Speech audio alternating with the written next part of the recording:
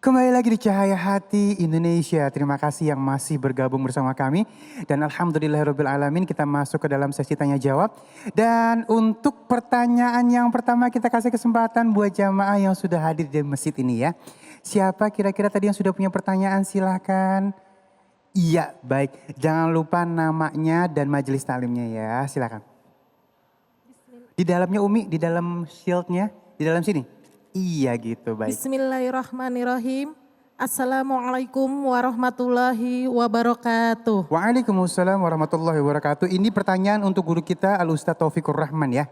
Ya baik. Nama saya Ibu Yati dari Majelis Taklim Nurul Hikmah, Sukaraya, Bekasi.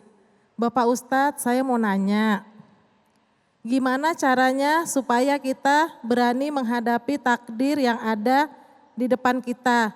Kadang tuh rasanya pengen lari aja soalnya. Terima kasih Pak Ustadz. Assalamualaikum warahmatullahi wabarakatuh. Waalaikumsalam warahmatullahi wabarakatuh. Lari dari takdir atau ketentuan Allah ya. Nah bagaimana guru, silahkan. Baik Ibu yang bertanya dari Majelis Taklim Nurul Hikmah Bekasi, pemirsa Cahaya Hati Indonesia dimanapun Anda berada. Sebagai orang Islam harus tiga ini yang terpatri dalam hati kita. Islam, iman, ihsan. Seperti yang di awal segmen tadi saya sebutkan, ada hadis Jibril alaihissalatu wassalam.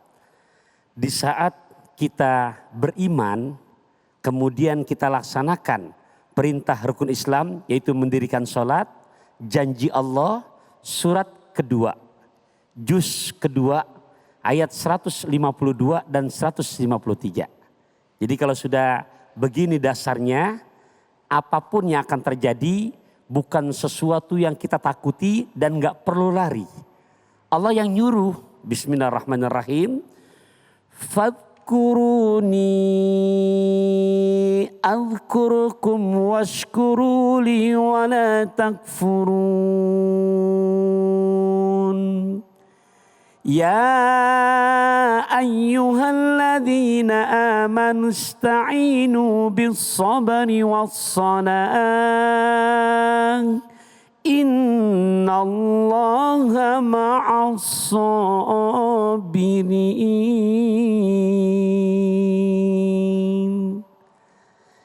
Jadi nggak akan lari dengan takdir Allah. Kenapa? Karena selalu komunikasi secara vertikal sama Allah cakep. Maka ingatlah kamu hanya kepadaku.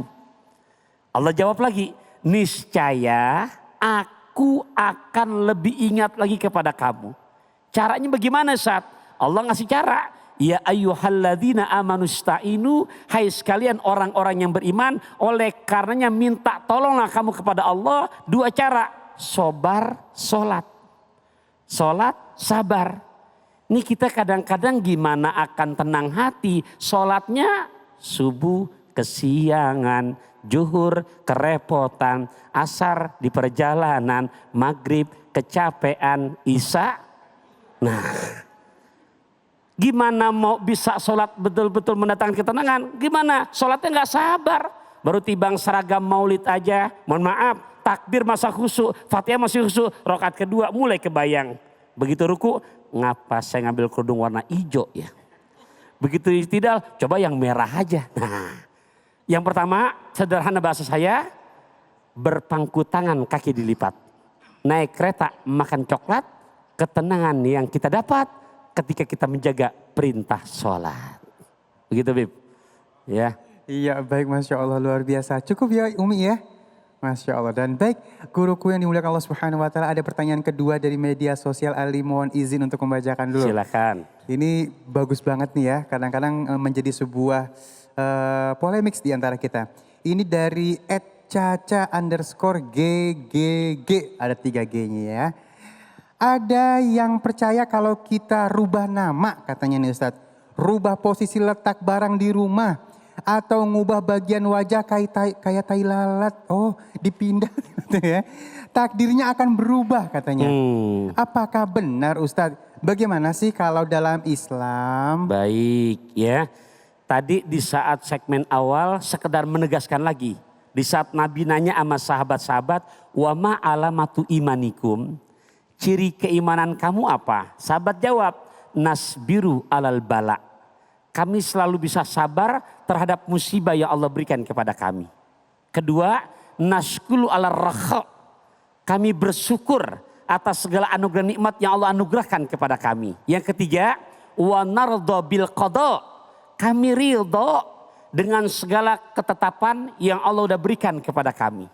Jadi mohon maaf nih, bukan menggurui. Kepada pemirsa Cahaya Indonesia, juga saudara yang bertanya, di saat kita ngaku beriman, tapi masih nggak pede dengan postur tubuh kita yang begini adanya, dipertanyakan keimanannya. Ustadz saya kegemukan saat, mohon maaf, silahkan. Bukan cara dengan merubah, tapi buat sehat. Saya mau puasa ngejalanin puasa Senin Kemis, sunnah Nabi. Kurang ayamul bed, kurang puasa Nabi Daud. Ternyata Bib, dengan ngejalan gitu niatnya puasa, bonusnya langsing dan sehat. Bonus tuh. Ya itu gimana? Silahkan. Tapi kalau sampai tadi pertanyaannya buang tai lalat, hidung yang kurang mancung itu dibikin ya. Ubah-ubah. Nah, kemudian juga itu lubang yang udah ngadep ke bawah dirubah jadi ke atas. Jadi kalau hujan repot tuh mikirin talangnya. Nah kalau begitu gimana? Mohon maaf, bukan kata saya. Allah telah mengabadikan di firman-Nya surat At-Tin ayat keempat. Ini ibu bapak hafal kok. Laqad khalaqnal insana fi ahsani takwim. Sungguh aku telah menciptakan kamu dalam bentuk yang sempurna. Bisa jadi mungkin yang hidung tuh masuknya ke dalam, ternyata kita nggak tahu ke depannya menjadi ladang rezeki. Masya Allah. Banyak, nggak Iya. perlu sebut namanya deh. Iya. Nah hadirin hadirat rahimakumullah, ini yang kadang-kadang kita nggak bisa menjangkau takdir, lantas mengedepankan suuzon kepada Allah. Sebagai kata kuncinya surat kedua, juz kedua ayat 216. Di mana Allah ingatkan kepada kita, wa asa an takrahu syai'an wa huwa khairul lakum. Wa asa an tuhibbu syai'an wa huwa syarrul lakum. Wallahu ya'lamu wa antum la ta'lamun. Apa artinya? Boleh jadi yang kamu enggak demen, tapi itu menurut Allah terbaik buat kamu. Boleh jadi yang kamu demen banget itu, resep banget. Ternyata menurut Allah itu enggak baik buat inti. Kenapa? Wallahu ya'lamu wa antum la ta'lamun. Allah Maha tahu sementara kamu enggak mengetahui. Sederhana bahasa pantun saya, lari-lari ngejar kuda, makan-makan di parung kuda. Cakep. Syukuri yang udah ada, ntar Allah berikan yang belum ada. Masya Allah. Terima kasih guru ilmunya. Dan kita lanjutkan untuk pertanyaan yang selanjutnya. Sebelum kita lari ke media sosial, kita kasih kesempatan dulu untuk yang ada di masjid ya. Silakan yang ingin bertanya. Oke, jangan lupa namanya ya. Assalamualaikum warahmatullahi wabarakatuh. Waalaikumsalam warahmatullahi Nama wabarakatuh. saya Yuyun Waryuna dari Majelis Taklim Nurul Huda, Sukaraya, Bekasi. Ustadz, saya mau nanya, sebagai seorang istri harus mentaati dan menuruti kemauan suami. Kadang-kadang kita ini capek dalam keadaan kondisi seperti itu, ngurus rumah dan lain sebagainya. Jadi kita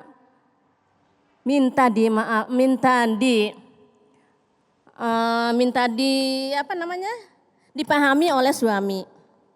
Jadi kalau begitu boleh Ustadz. Iya, Masya Allah ya.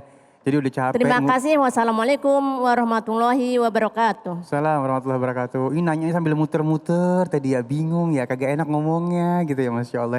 Ini istri yang solehah nih Masya Allah ya.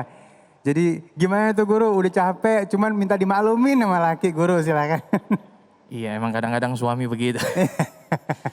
Baik, bismillahirrahmanirrahim. Bagus sekali tadi pertanyaan ibu, bagaimana jikalau istri sudah bahasa sayanya begawe ya.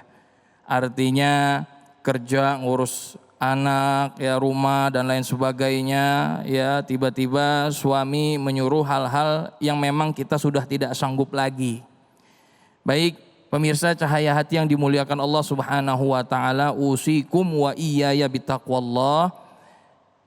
Yang pertama yang harus kita ketahui yang namanya dalam berumah tangga, Nabi mengajarkan agar yang namanya saling pengertian.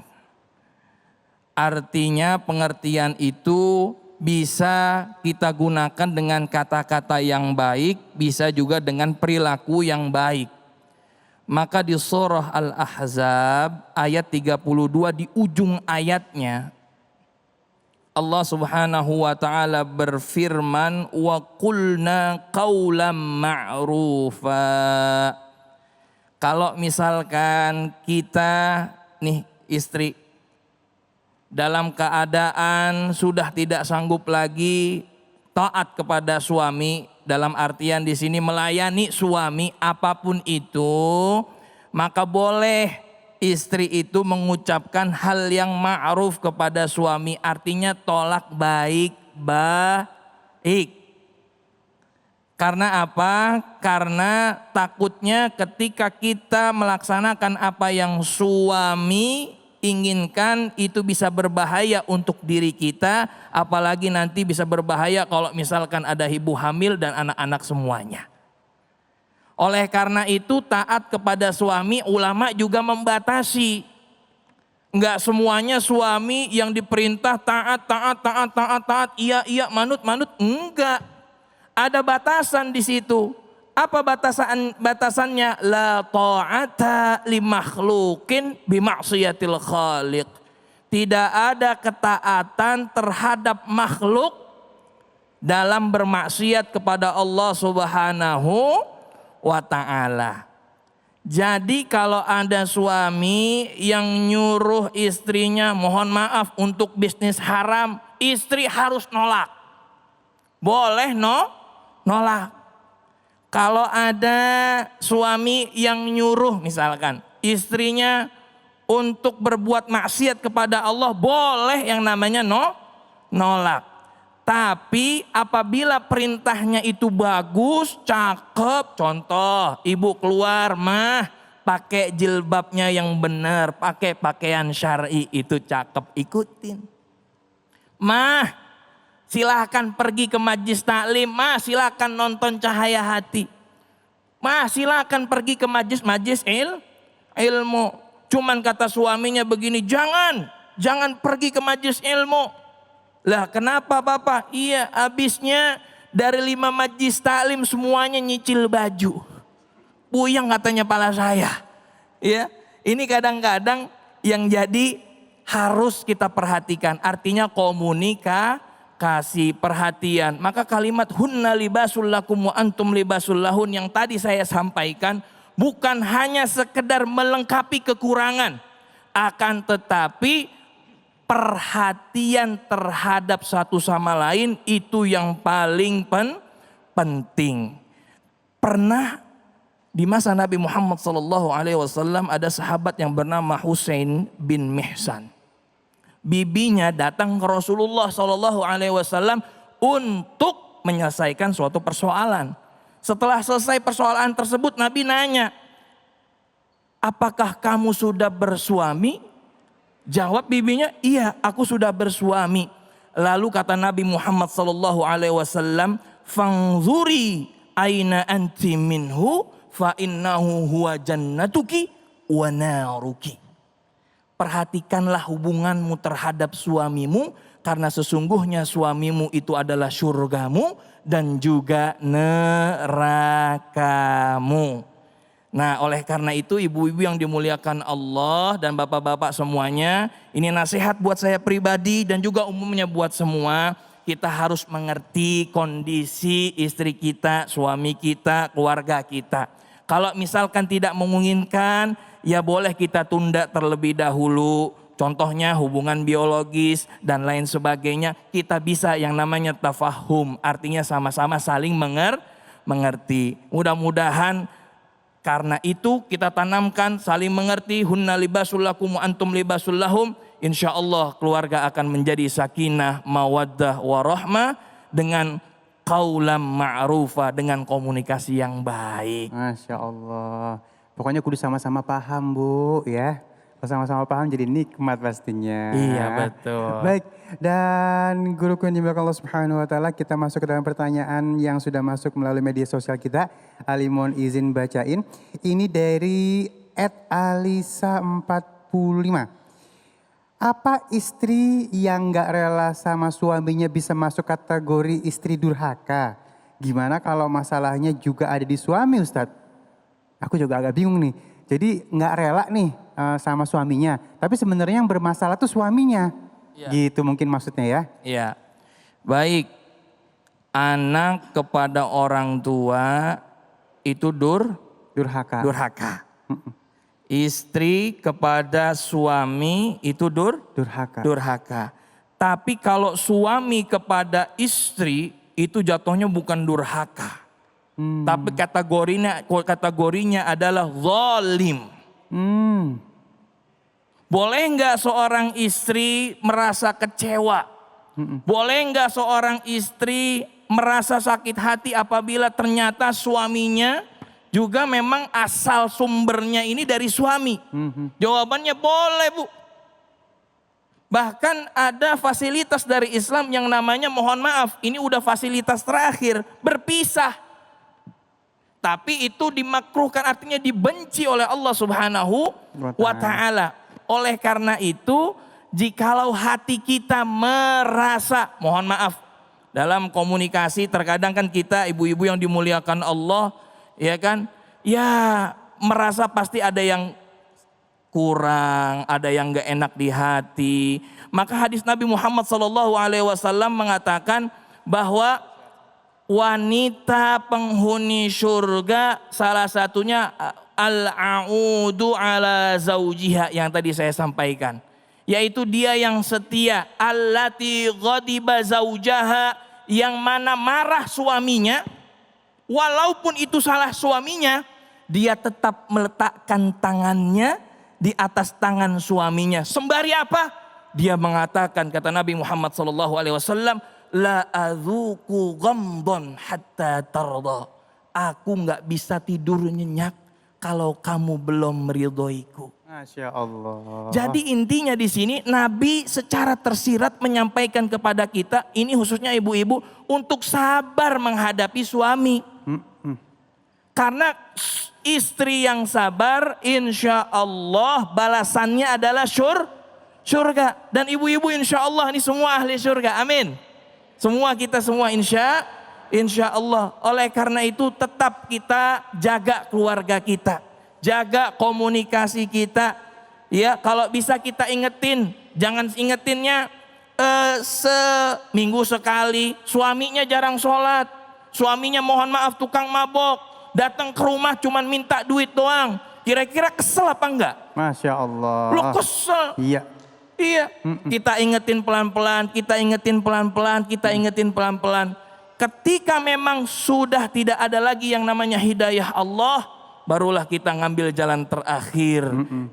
Jalan terakhir ini adalah jalan yang memang dibenci, akan tetapi ini menjadi salah satu solusi yang terakhir. Tapi mudah-mudahan kita semua keluarganya, baik yang di sini maupun yang di rumah, senantiasa dijaga oleh Allah Subhanahu wa taala. Wallahu a'lam bissawab. Masya Allah, terima kasih guruku ilmunya. Dan pemirsa di rumah, seperti biasa sebelum kita lebih jauh lagi, sebenarnya Ali ingin manggil guru kita dulu nih. Assalamualaikum guru. Waalaikumsalam Masya warahmatullahi Allah, sehat ya wabarakatuh. guru ya. Masya Allah. Ini kalau ngeliat guru langsung pengennya mama.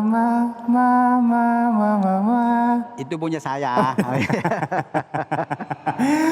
Bersama guru kita Ustaz Munawir Ngacir, nanti kita akan ngaji ya. Dan ngaji apa nih kita, surat apa nih guru nih? Surah Al-Fat. Al-Fat. Ayatnya 28. Hah? 28. 28. 29. 28 ya. 28. Jadi siapkan dari sekarang Al-Qur'annya. Karena saat lagi kita akan ngaji yuk bersama guru kita Ustaz Munawir Ngacir. Jangan kemana-mana, tetap bersama kami di Cahaya Hati Indonesia.